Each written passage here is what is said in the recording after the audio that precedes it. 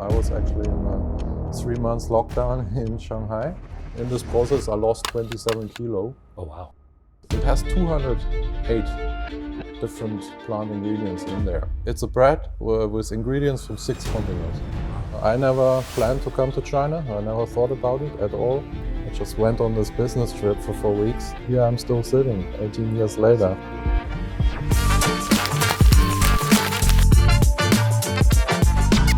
Here we are today.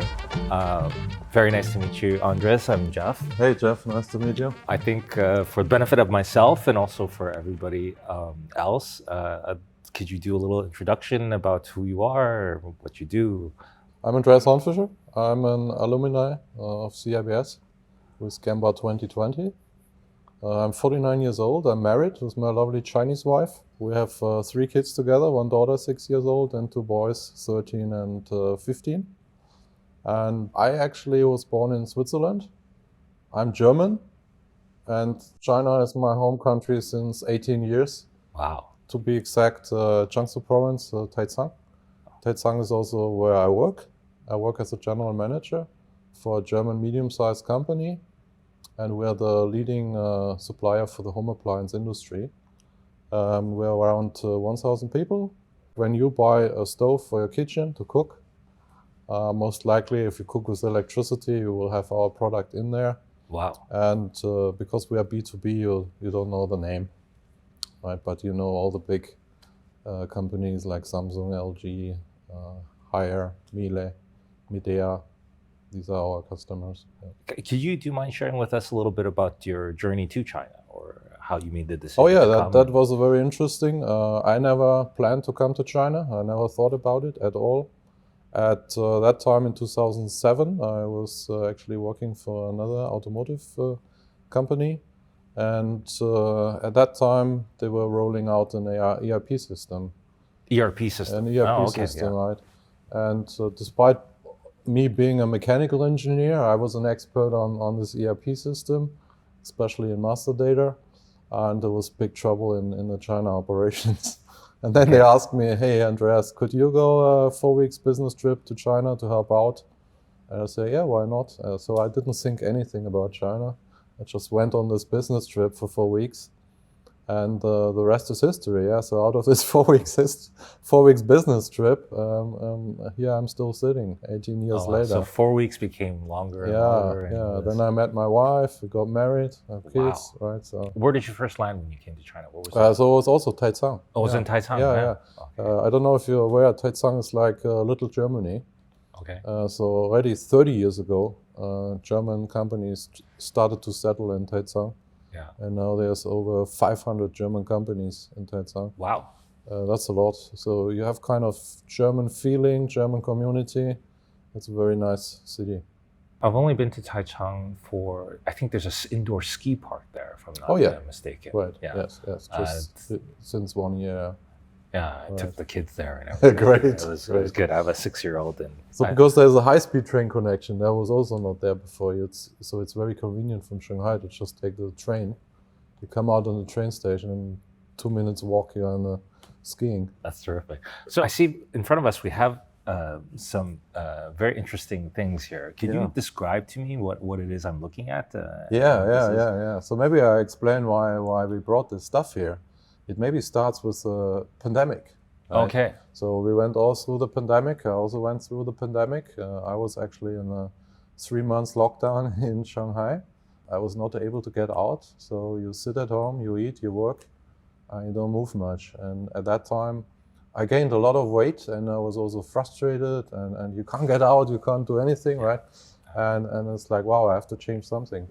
And then I started to walk the stairs. Up and down, right? Yeah. To get some motion. How many flights? So I live in the 10th floor, and so you just go up and down, right? Yeah. To not go crazy, but you can also go crazy if you just walk up and down the stairs, right? Yeah. In my mind, I said I will walk the Shanghai Tower, for example, right? So you know it's 100 flights, and I live in the 10th floor. So if I do it 10 times, I basically you walk the Shanghai Tower. So I did that. And I lost a lot of weight, so that was one thing. The exercise was good. And it was not enough. So what then I discovered in the Shanghai lockdown, you did not get all the food you wanted, right? So you were kind of limited. And when you got the opportunity to get the food, you had to buy a lot because you had a group buy. And that's why we have the blueberry here, because in the Shanghai lockdown, what happened is suddenly I got a pallet full of blueberry, right? So what do you do? Even we are a big family, then you have to eat. Breakfast, lunch, dinner, you always eat blueberry. And in the first moment you think, wow, I never eat so many blueberries, right? And the week after, that's why I brought the raspberries here, my wife managed to have raspberries in a group buy. And then we eat raspberries, morning, lunch, dinner. And after then 2 weeks, I discovered that body changed, right? Changed quite dramatically in a positive way. That I had a higher energy level, quicker recovery. So let's put it this way: I was a lot more active in the bedroom. Oh, right. Okay. So it was very, very, very obvious, right? And I could not explain it. And that's when I started to study what is with this blueberry, right? Yeah. And then I found out, yes, the darker the fruit is, the better, because more antioxidants are in there. And that helps you with fighting any inflammatory in your body. That helps you with blood circulation, and that helps a lot with a lot of things in your body, right? Yeah. And then I realized, really, within 1 or 2 weeks, depending on what I eat, it impacts my body like measurable. Yeah. That's when it really dawned on me to say, wow, that's amazing. Because previously, I only thought food is like, okay, this is healthy, this is not so healthy. If you eat that, maybe you die a year earlier, or you will not be 99, you will be 95, right? Yes. But then I realized it really depends on what you eat today, it will impact your day. Right. I never had that feeling before. Wow. And that's when I started to eat more blueberries. Okay. Continued to eat the raspberry. Then you find out it's not always the season for the blueberry. So what can you eat off-season blueberry? Then I ended up eating pomegranates, in Chinese, 石榴. Oh yeah, pomegranates, right? Yes. So that was my start into this passion of looking into food, what you can eat, how you can prepare it. Because everybody is used to have a convenient food, right? Yes. Just go to the supermarket or you just order it. Yes. And it's all convenient food. And it's not healthy food. Yes. And it impacts your body in a bad way every day. Yeah. Right. And what I also discovered is people like to be healthy normally, and they say I have to exercise more. Well, actually, the exercise, I would say, it's 20% of the equation. 80% is actually what you eat and how you diet, what you eat, and when. Yeah. And that's when I said, why focusing on the 20% so much? Why not focus more on the 80%? Because you have a better leverage, right? Yes. And that's why I continued on this pathway. So, and then I came across a very interesting book of Dr. Kreger, who's an American doctor. Okay. The book is called How Not to Diet. And basically he will tell you how to diet. And he has a very good app in there that tells you, if you want to do it very well, you should do this, this, this, this, this. And he really gives you quantities and numbers, not just general guideline. So it's, for me as an engineer, it's easy to follow, right? You say 40 gram of this, 50 gram of this, and it's like, wow, yeah, I can do that. And you just follow it. I ended up with a lot of things like this. So when you can describe to me? So I will describe this to you later, but what I want to describe is that at a certain time, for at least half a year, when I take my lunchbox, I had the box full of stuff like this. And then when I eat, I put all this stuff, 40 gram of this on top, right? Yeah. And was it delicious? No. Was it healthy? Yes. Okay. I saw my body really liked it and transformed my body as well. So in this process, I lost 27 kilo. Oh, wow. Wow, so that's a lot. And it was not sustainable because it was not healthy and it was a lot of work. And for me as an engineer coming also from the manufacturing side, lean manufacturing, you try to eliminate the waste to make it easier. And that's how I ended up with this bread. Oh, okay. Because instead of putting this all the time on my food, I basically created a product to put all the stuff in there. I see. And this one I only bake on the weekend. And all the good things are in there. Yeah. And I eat that on the breakfast, and that's it. So Nice. then everything is covered on the checklist, Nice. basically. Nice. So it started with a bread that had 88, so China 8, so lucky, right? I will look always for lucky numbers. Yeah. So I created my first bread with 88 different plant ingredients. Wow. And then I pushed myself. So the latest one is exactly this one. It has 208 different plant ingredients in there. Wow. And how does it come to 208? Also, when I do my modules at Gemba, and I'm still doing some of the modules going abroad, for example, Africa. So I brought from Africa this one here. It doesn't look special. It is very special. It's called the Grains of Paradise. Grains of Paradise. Grains of Paradise, Wow. that's the name of this one. And it's like the magic medicine in Africa, in West Africa. It has a lot of, again, antioxidants, so it helps you with fighting inflammatory in your body. It's really like magic, right? Yeah. Would you eat it like this? No. You put it in there, can you eat it? Yes. And that's the magic, right? If all these ingredients, if you eat them on their own, you can't. It's too strong. Right. But if you mix them in the right quantity, it's okay. And then you have all the goodness of this in there. And another one from my last Brazil module was, and here I really ask you to smell. Oh, Wow. that smells nice. Yes, exactly. A very familiar smell. So it's the so-called tonka bean. Okay. It's a tonka bean, and I brought that from Brazil. Yeah. And it's extremely healthy. Again, it's extremely healthy, and very good smell as well. They pick these tonka beans in the Amazon. It's widely used in the industry of like where they need a good smell, like It smells like bubble gum to me. yeah, in the soap or in a deodorant or whatever, right? So you see, I spend a lot of energy on that because this is the 80% you can work on, and of course I do the exercise as well, but it's only like a 20%. So here's another amazing example. Everybody know that broccoli Yes. is healthy, Yes. right? So some people then force their kids to eat broccoli and they don't like it, but you know it's healthy. Yeah. This is broccoli seeds.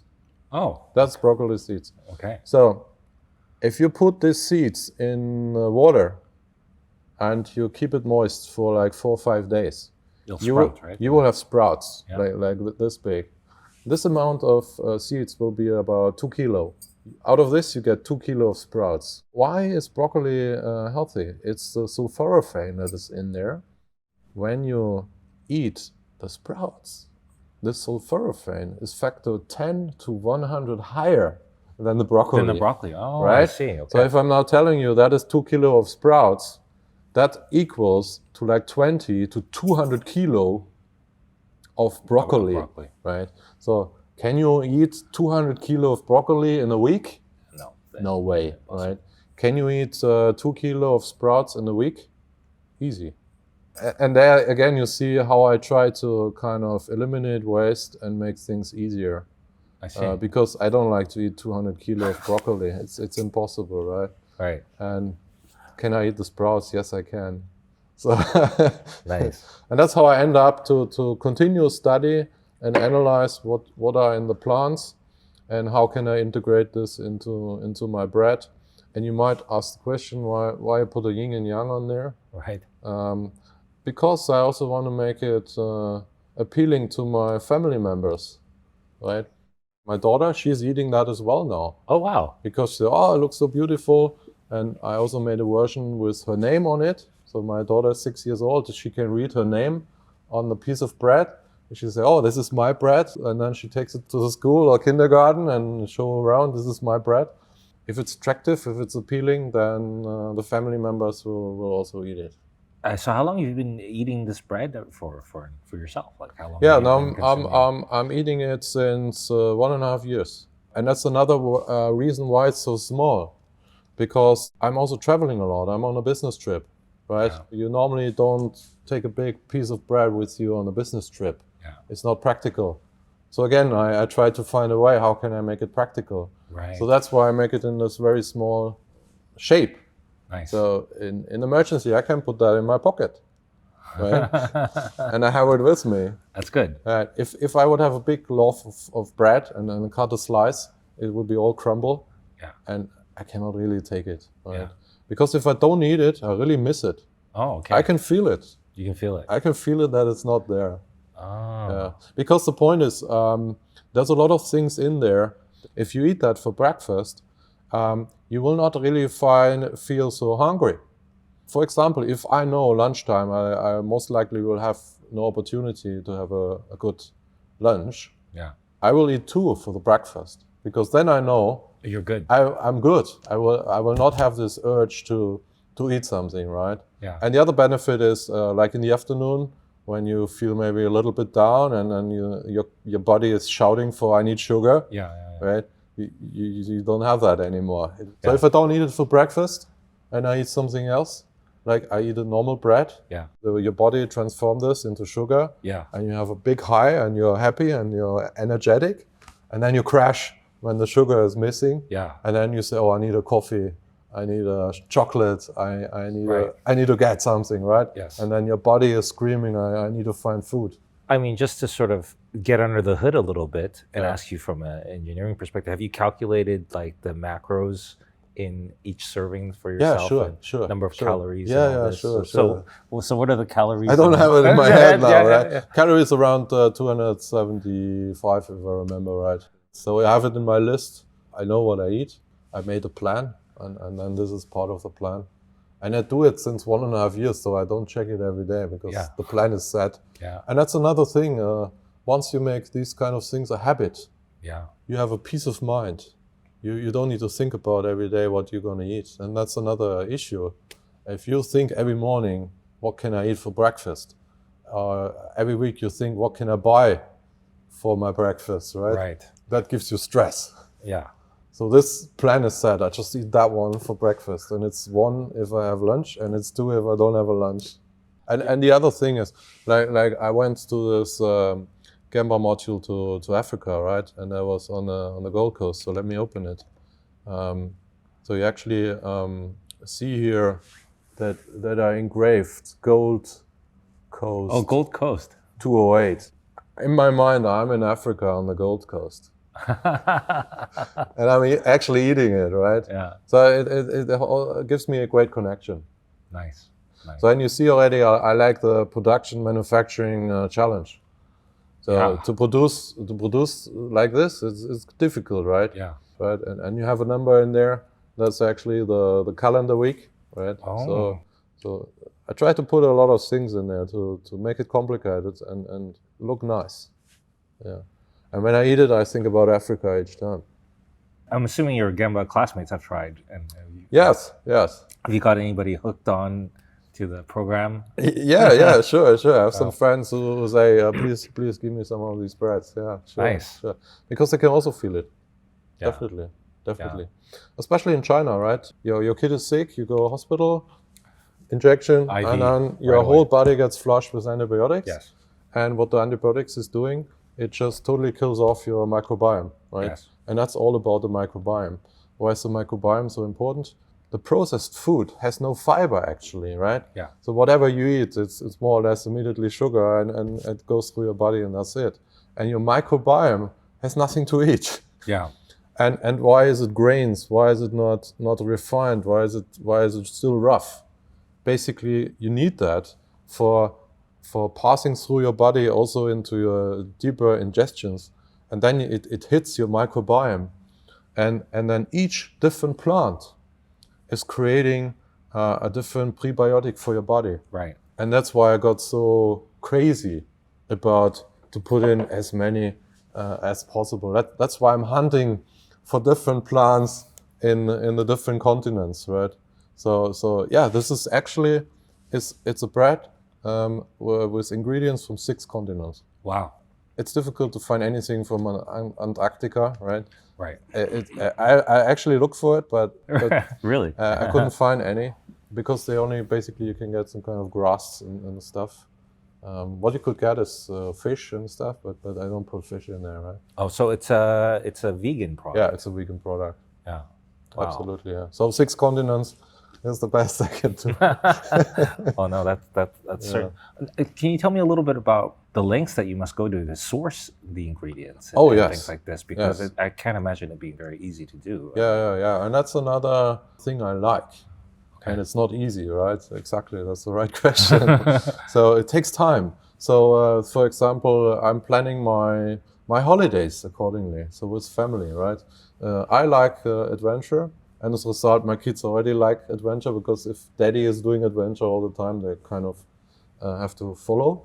And now they also like adventure. So like our last holiday, we drove to Yunnan province, because I know in Yunnan there's a lot of things, right? Mushrooms. And exactly, I was looking for mushrooms. Lichen. You have to search then. Where can you go to buy mushrooms? And then I found this big market where they sell the fresh mushrooms, and they also sell the dried mushrooms. And then I found the right dealer, and then I spent the whole day there. Okay, what's the name of this mushroom? Try to translate it. What are you using it for? How much you're using it? And I make my records, right? And then I say, okay, give me a kilo of these, give me 2 jing of these. For example, in this bread, exactly, you have 30 different mushrooms from Yunnan province. Wow. In here. Wow. Right? So again, you can imagine when I eat that bread, of course I also not just think about Africa, I also think about how I was hunting the 30 different mushrooms in Yunnan province. Wow. Yeah. I think you've really found something here that's very infectious, I think, also. Can you speak more about, like, what was the first bread like, like that you ate? Yeah. Have you made it better for yourself? Like, what are your moments of joy as you're developing this? Yeah. And do you have milestones for yourself? Yeah, like, sure. So let's put it this way. I know 1,000 ways how to not do it. Okay. Yeah, so that basically is a journey, right? So I made a lot of bread that exactly, I cut it and then it crumbled into pieces. Okay, but first of all, I even take a step back. Why bread? Yeah. I mean, it could be a pill. Oh yeah, right. Yeah, it could be supplement. Yeah. Why bread? Yeah. Because I have to come back to this book on how not to diet. It's like an app where you can. It's like a game.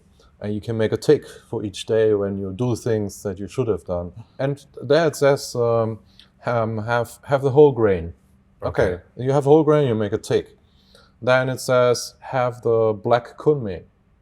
What's black kunming? Exactly. So I know kuming, but I don't know black kuming. And then I was searching, well, where can I get black kuming, right? Yeah. I couldn't get it in China. So actually on the next business trip to Germany, I bought it in Germany and then bring it back to China. Now I found a source in India. So there's one company imported from India to China. Now I can also buy it locally. Okay. So again, you see, it's challenge. Right. So you should do it, but I don't know how, and I don't even know where to get it. So then I got it. I can make a tick every day. So I got this spoon of black cumin.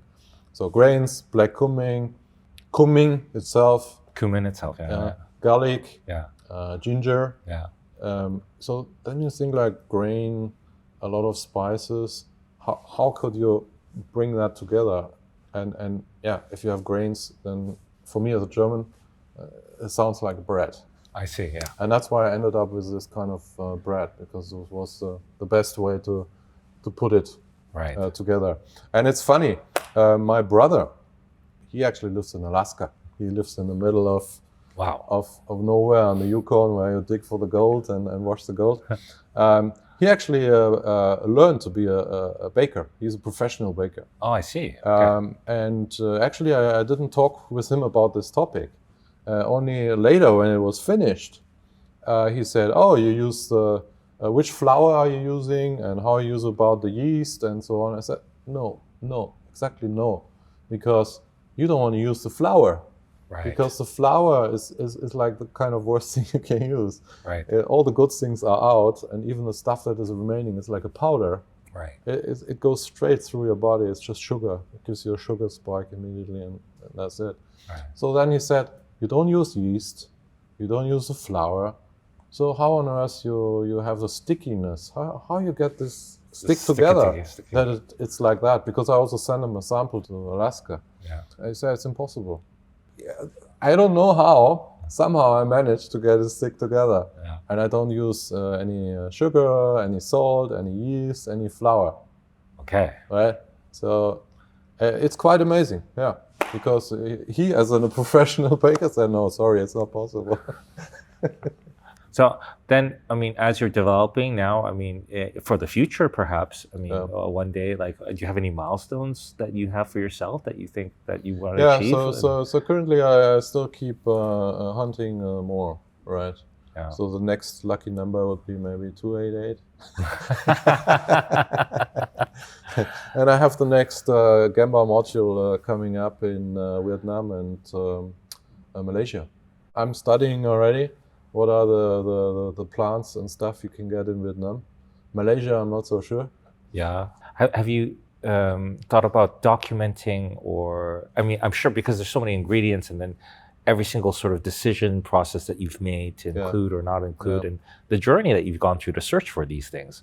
Have you thought about providing this in I don't know whether it's an app or a website or a manual or a book, you know? Currently not. What I'm focusing currently on is, so just to think about, in your home you have 208 different ingredients.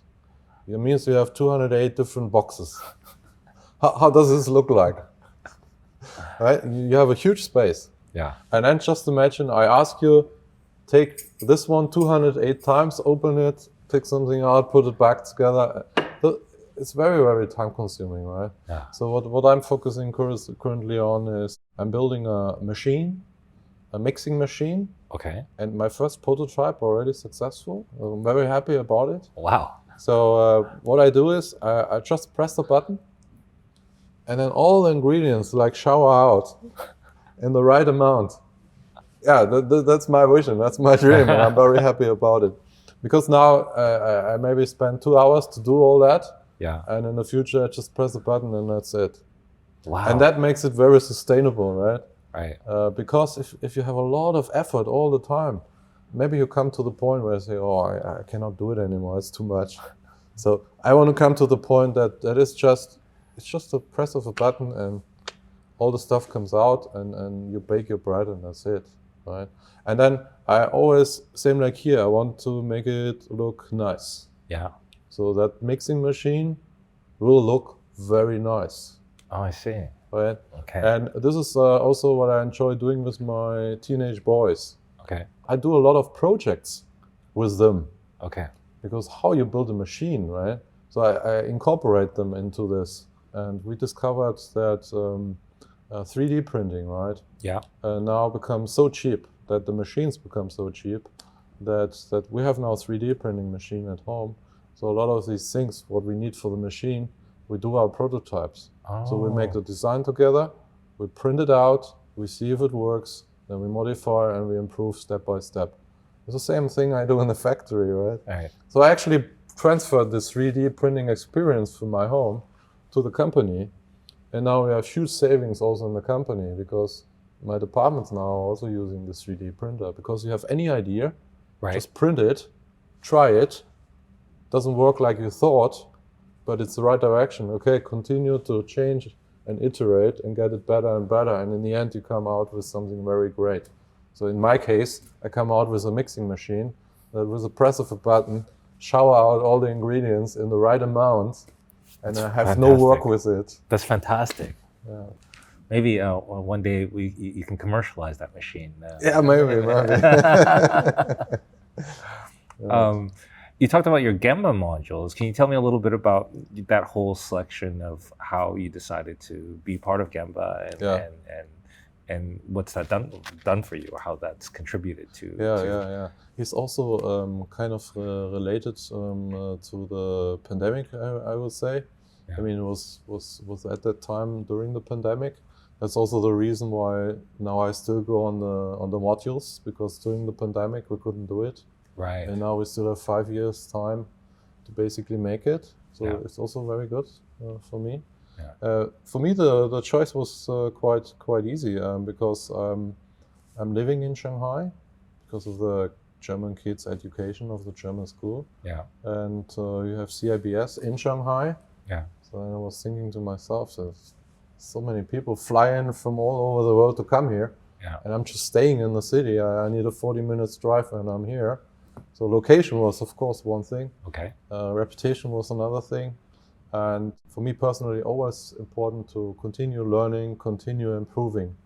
And I was looking for something that can really benefit me. Because my educational background is quite interesting. In Germany, I went to school only 9 years. Okay. So this is the lowest level of education. That's the minimum requirement. That's what I did. And I had enough of school at that time. So after 9 years, I said, it's enough.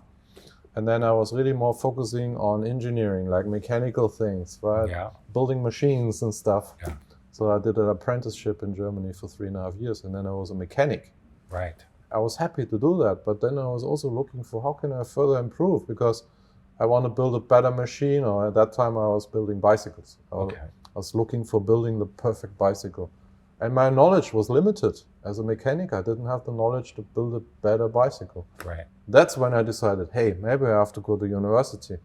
Then I have the knowledge to build a better bicycle. So then I went back to school, another 3 years, to get the degree to go to university, right? Yeah.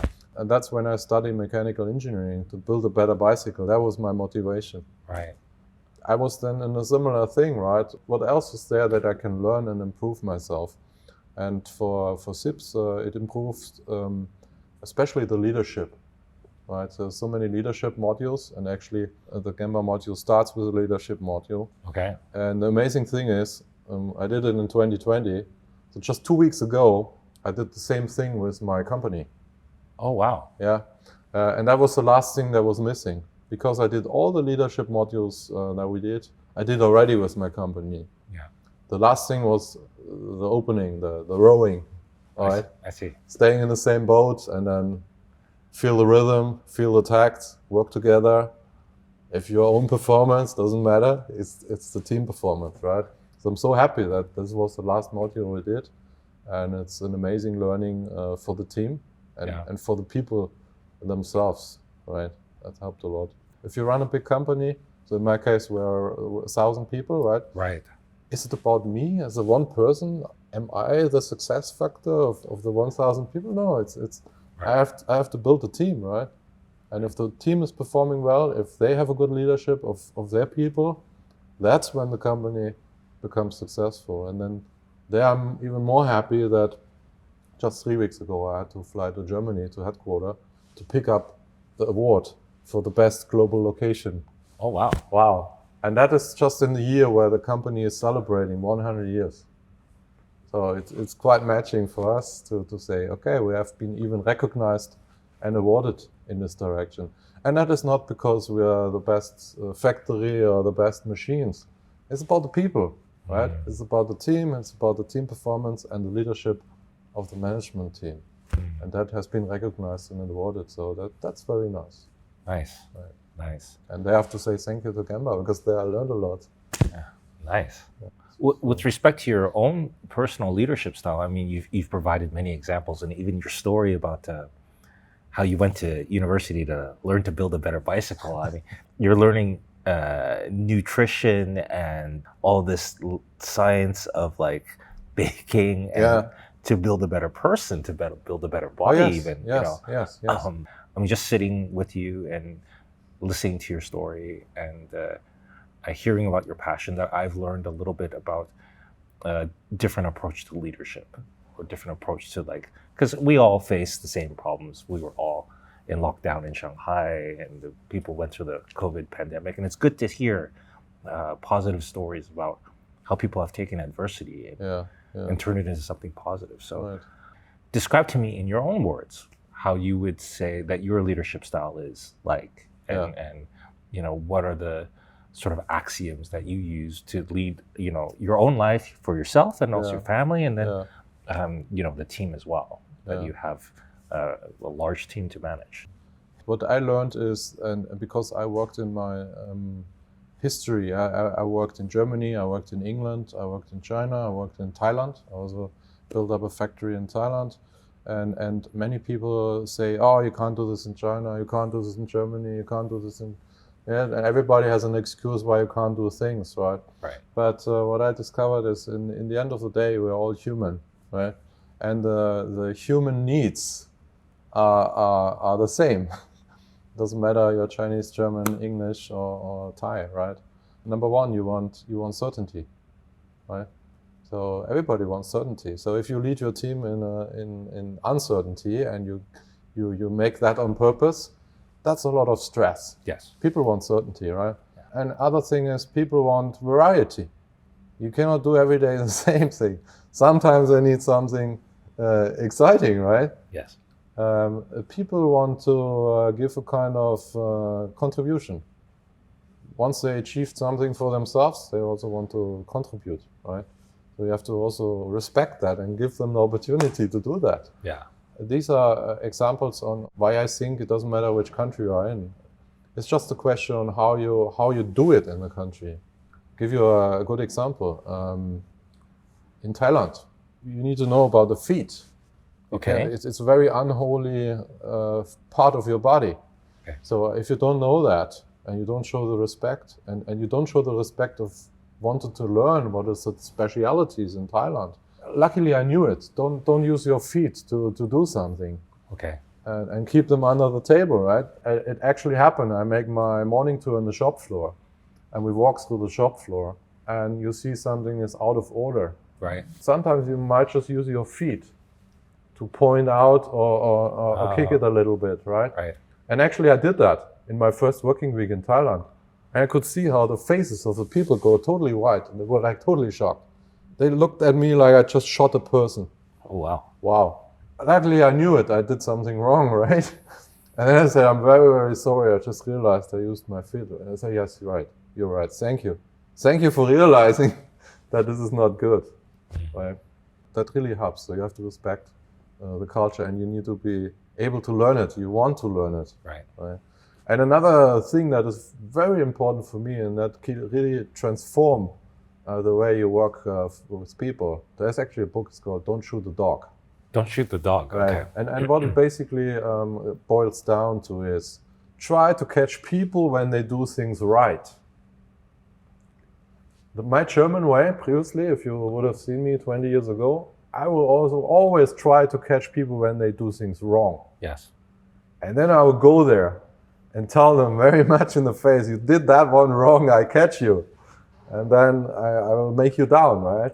And you feel very bad. Yeah. That's really devastating, leadership, right? Right. And when I realized that you can turn it around, try to catch people when they do things right, and then go there and say, I catch you, do something right, well done, great, fantastic.